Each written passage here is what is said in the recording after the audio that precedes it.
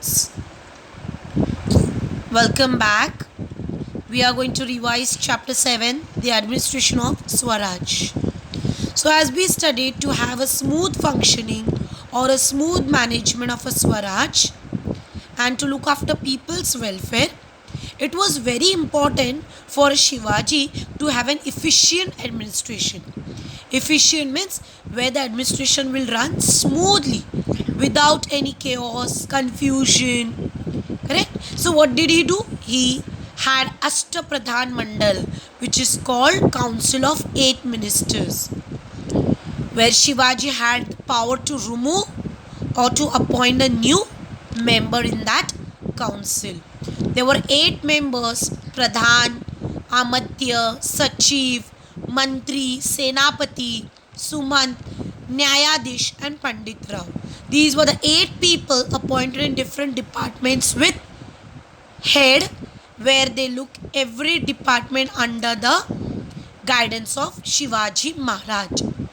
Then agriculture was the main occupation, as we already studied in the earlier chapter. If no rain, no agriculture, where Anaji Dato was appointed as a revenue officer, where he used to look after the account and the balance, everything was being looked after him.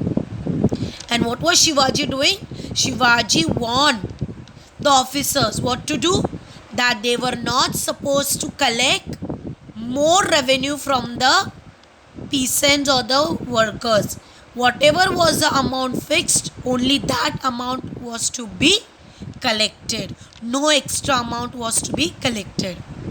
Then if there is excess of rain, that is heavy rainfall, or any famine take place, whatever, remention means money was granted to them or concession was given to them, provided bullocks, plough, good quality of seed was being provided. When excessive rainfall or there was a famine, destruction, disaster, if that was the case, that time things were being provided and concession was given to them. Since agriculture was their backbone, farmers were supposed to give the balutas to the artisans. As I already explained, वस्तु के बदले वस्तु का देना, बलूतेदास, बार्टा system जिसको बोलते थे. And kingdom not prosper increased. That means the main kingdom to prosper or to become big is what? Only to increase the trade. That is how the wealth will increase. So there were different people appointed in different department, and lot of land was brought under cultivation. Agyapatra, where it was written in that merchants are the ornament and glory of a king. Means if they are there, that is why the kingdom is running. Later on, heavy duty, that is on import of goods. That means here what they used to do, although the salt was being prepared in India itself, but still it was being imported from the other countries. So that is why what did Shivaji do? He imported heavy taxes on it, so that people will, or the merchants will not buy from the outsiders, and they will start buying from the kingdom itself. There were infantries and cavalries, where Havaldars and Zulemdars were there. Sarnobats were the highest among them, and cavalry mein Shiledars and Bagirs were there. One more department which was apart from that, it was intelligence department, who kept the eye on the enemies and provided the information about different strategies planned from different areas.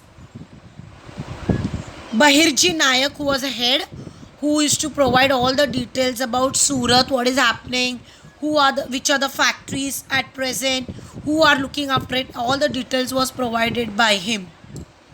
Then forts was the important monument, or you can say important part of medieval age, which helped what?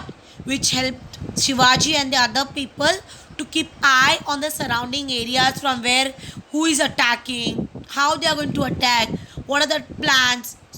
All this were done if the forts were given importance. And yes, in the medieval age, forts were the important part of it.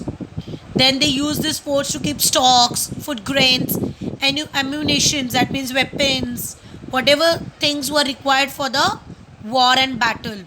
There were kiledas, watchmen, sabnis, karganis, which used to look after the food stuff, what is less, what we're supposed to bring, what we're supposed to store.